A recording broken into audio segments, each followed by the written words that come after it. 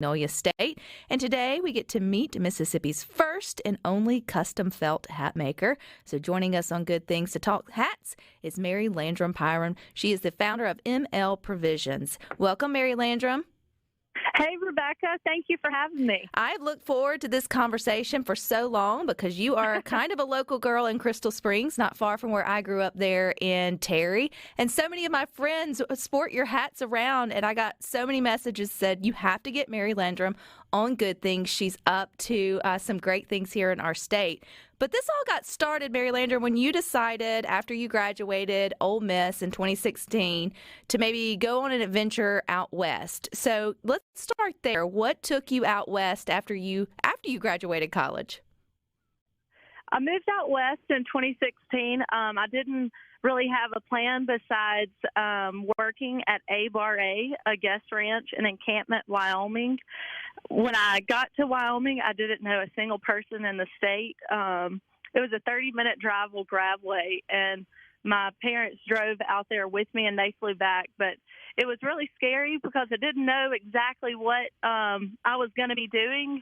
And my parents said, all right, we can turn around. You don't have to do this. You don't have to do this. And I'm glad I did it because that kind of changed the path that I thought my life was going to take. I read where you said that you went out west to find yourself even though you weren't lost. And I was like, you know what? Not all wanderers are necessarily lost. Had that always just been a goal or a dream of yours, Mary Landrum, to just sort of see, the real West, Wyoming, and get a feel for the everyday life there?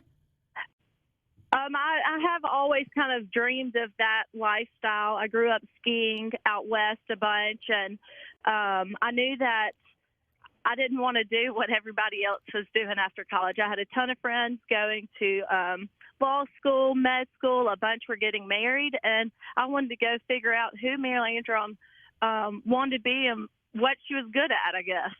Well, you didn't go out there starting out making hats. That kind of came later or as a result of you being out west. So what did you start doing? What was like your everyday job kind of like once you settled in there in Wyoming and, got used to the surroundings? I was a cater expedition chef on guest ranch, and I would cook 18 pounds of bacon on the top of a mountain for 150 guests. In the mornings, I would get to ride horses, fish. I really got to enjoy that lifestyle, but part of that is I had to wear a hat every day as part of my uniform, and that's kind of where my passion for hats began. I purchased one hat, and I loved that hat. I still have it.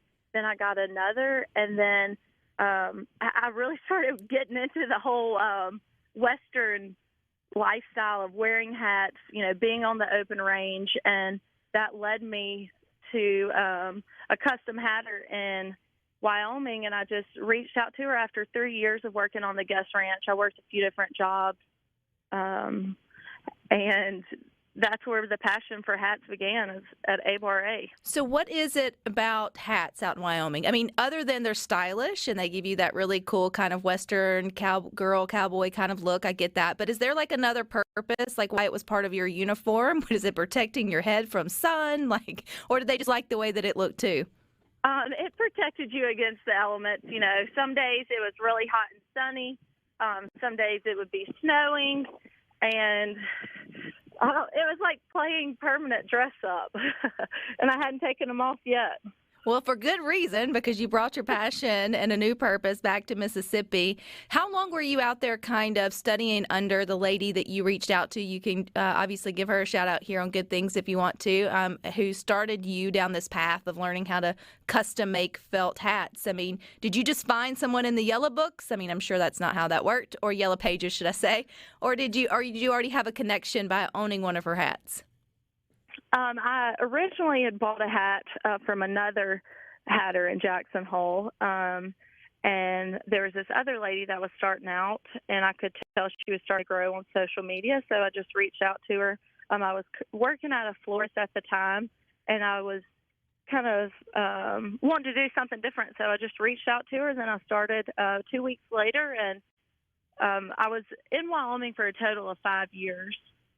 And I really grew up in those 5 years, and I worked under that hatter for a year and a half. So what brought you back to Mississippi, Mary Landrum? Was that always part of your plan, was to move out west just to sort of get a taste and feel of that lifestyle? Did you always know that you would come back home? No, growing up, I said I was never going to live back in Crystal Springs, Mississippi. I had a great childhood, but it was just one of those places, the longer I was away from it, the more I started to miss it. And my original plan was to do a mobile shop and take it back and forth, still live out in Jackson Hole and be able to ski and hike and camp, and then bring it back south during the off season. And the off seasons, typically you get about 2 months in the spring and 2 months in the fall. Excuse me. But my parents said, no, you can't be on the road by yourself all the time. And that's when this plan for the hat shop at my family's farm came into play. And you named that ML Provisions after your name, Mary Landrum. So what'd you think? You were just going to start doing custom hats? Were you surprised that it took off? I mean, it's taken off. I can tell you that. So, I mean, are you surprised by it, or do you kind of know that there was a niche to be filled here in Mississippi? I am 100% blown away by it. My goal was to sell 4 hats a month. When I got started, I knew I had to sell 4 hats to, pay my bills, but say thank you, Jesus, every day, because the support that I've seen so far in these short months, it's made it worth it. Whether I'm making hats for the next 10 minutes or the next, 15, 30 years, I'm glad I took that leap and got outside of my comfort zone and moved back to Mississippi. Well, we're glad that you're back, and I find that it's very interesting that you found your home again, obviously on your family's farm. I read where your shop's in a 175-year-old barn. I think that's, if that's correct, you can correct me if I'm wrong. So what kind of history does your family's land have there in Crystal Springs, or does your family have in Crystal Springs? My family's been in Crystal Springs forever. I've lived in the same house. I lived in the same house growing up, and in Crystal Springs, everybody knows everybody. My family's farm was just recently purchased about 15 years ago, and we just really use it for recreational playing and hunting. So now you use it as your workshop, though, right? Yes. Oh, yes. I'm out here. If you need me, you can find me in my studio. Typically out here 6 days a week. So what all do you need in a studio to create a custom-made felt hat? Well, you need the raw hat body, and you also need a lot of equipment, special blocks. I can make a hat from a size 6.5 to a size 7 7/8. I've only had, as of now, 2 people that need a size larger than a 7 7/8, but we can stretch it and get it to fit perfect for those extra large sizes. Those big-headed scallywags, as they would call them. I mean, that's a big... But I guess that would be a good reason for you to come out and get your hat sort of custom-made. And too, I know that you were able to add in elements of, something that's personal to someone or whatever that they may like. That requires sewing. So where did you pick up sewing along the way, Mary Landrum? One of my mom's friends, Miss Eva Stevens, loves, or when we were younger, she used to gather all of the little girls, and she would take us to Jackson to sewing lessons, and she kind of taught me a few crafts along the way. And one Black Friday, when I was probably in 7th grade, I bought a sewing machine and just kind of played with it, but I put it up. I actually had it in my room in college, and I would sew, fix some pants before our girlfriends would need to go out, but I put it up for when I went out west, and I've kind of just taught myself as I've gone this past few months, and I'm really enjoying it. Well, and I think people are really enjoying your custom hats too, Mary Landrum. And I would love to learn more maybe about the actual process of hat making and maybe some of your more memorable hats that you've gotten to make. So stick with us. We've got more with Mary Landrum's Mississippi's first and only custom felt hat maker coming up next on Get More. We're finding out more behind ML Provisions, which is the company of Mary Landrum Pyron. She is Mississippi's first and only custom felt hat maker. Now, Mary Landrum, you have a pretty cool motto for your business, inspired by the West, made in the South. What does that mean to you? Inspired by the West, made in the South. It's kind of what got me to this point. If I would not have gone out west and spent that time, I would have never moved back to Crystal Springs and started this hat company. If I wouldn't have worked at ABRA, met the people I met, had to wear the hats, I wouldn't be where I am today. And the West, I'll always love it. It was such a special time for me. It was really one of those once-in-a-lifetime opportunities.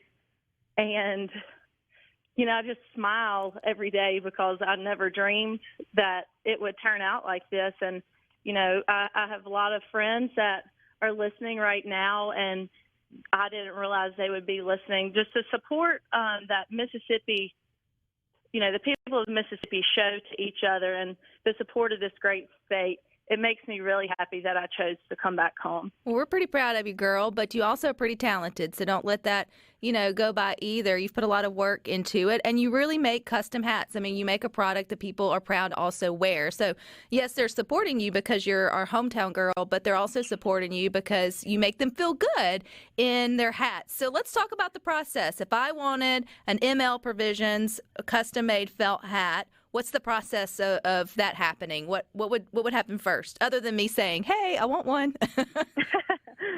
So you would reach out to me on Instagram at NL Provisions or through email, info@mlprovisions.com. And you just say, "Hey, I'd like to schedule an appointment. Hats start at $475." And then they kind of go from there, depending on what you want to add to your hat. The hat is a rabbit beaver blend or a pure beaver hat, felt hat. And it's about an 8-hour process, start to finish. So you'd schedule that first appointment. You'd come out to the studio, and we would size you. We'd figure out exactly what size would be best for you. We have 2 different blocks, a long oval and a round. And we'd pick out the color, and we'd talk about how wide do you want your brim. Most Western hats are a 4-inch brim. I'm seeing a lot of hunters wear 3-inch brim so they can still shoot and wear their hat. And ladies are doing 3 to 3.5 for kind of fashion hats. A lot of people love a pencil curl, whether you have long hair, short hair, if you're tall, round, short. We really can find a hat that will look good on you, and that's the whole purpose of this custom hat process.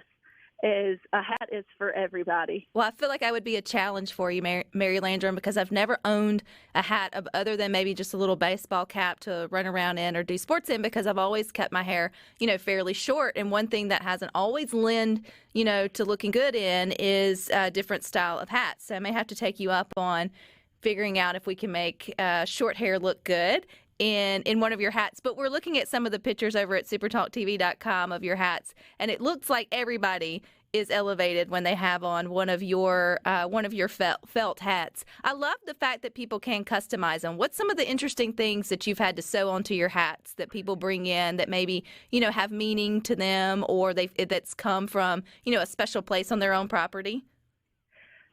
A lot of people are loving the turkey spur. The first hat I did with the turkey spur and one of my favorite hats, the most memorable hat, it was a powder blue hat for my sister.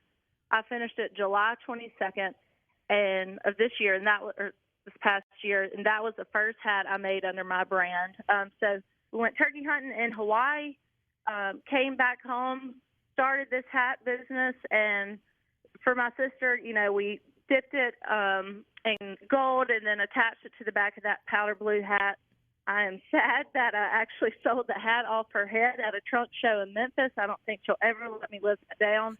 That's one of my favorite hats that I've done, just because it took a lot of steps to get to that process, and finally being able to make a hat under my own brand. People bring in different feathers from their hunts, their grandmother's brooch.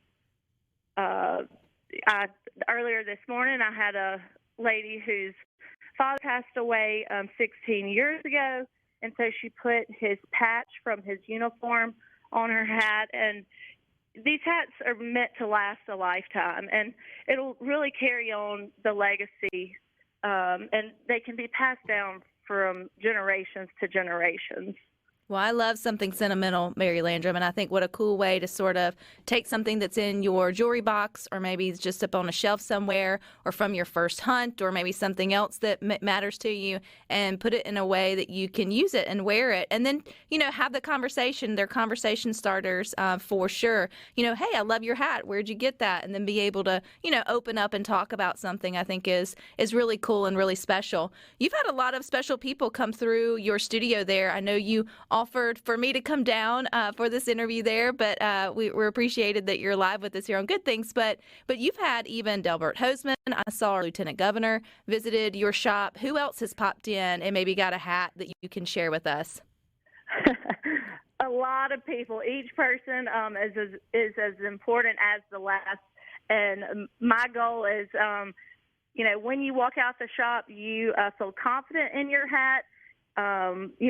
It's a work of art, and I loved having Lieutenant Governor in the shop. We had a nice conversation. I'm still working on finishing his hat. We've had a lot of cool people come through, a lot of important and a lot of fun people. That's been one of the best parts, is getting to know each person's story, and that kind of helps us better create the hat that's just perfect for you. You say us. Do you have a team, Mary Landrum, or is it just you and the other person corresponding together to make their perfect hat? I have a big team. It's not a payroll team. My family, I'll text my mom, say, hey, Mom, can you run here, do that, do this? My Aunt Misty, my sweet dad, he'll send someone from the sawmill to help fix some broken equipment. Really the whole little town of Crystal Springs. If I need something, I know that someone could run out and help. We often hear about brain drain here in Mississippi, Mary Landrum, about the young folks running off and, maybe not coming back. But you came back. So what would you say to those who want to go and explore but remember where their roots are? I say get out, go and explore, but there's no place like home. You can always go away, and you can always come back. The only thing that I would change on coming back is I pulled a U-Haul, 12-foot U-Haul from Jackson Hole, Wyoming to Crystal Springs, Mississippi.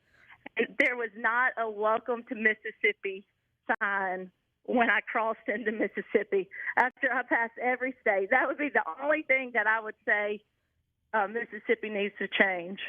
You know what? We've got some friends that visit Mississippi, Mary Landrum, and we may let them know that from those coming out west, they need to make sure they see that welcome home, that welcome home sign.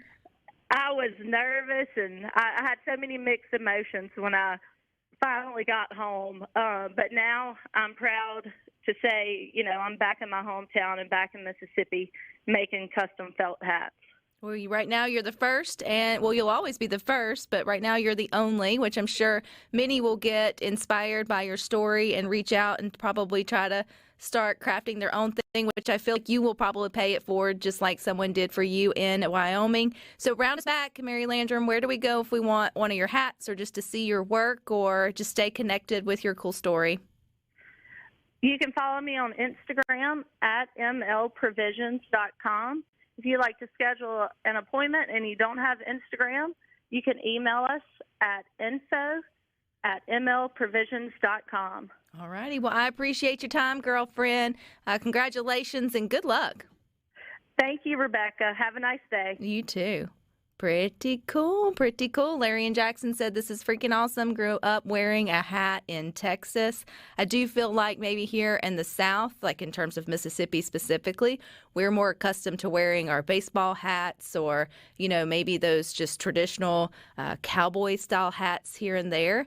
Maybe not the same as out west where maybe they wear them more frequently due to, as she mentioned, the actual weather and whatnot. But hey, she's making her mark here in Mississippi, and we always love a great small business success story. And I would say Miss Mary Landrum Pyron is one of those. But you stick with us. We've got more good things for you coming up next.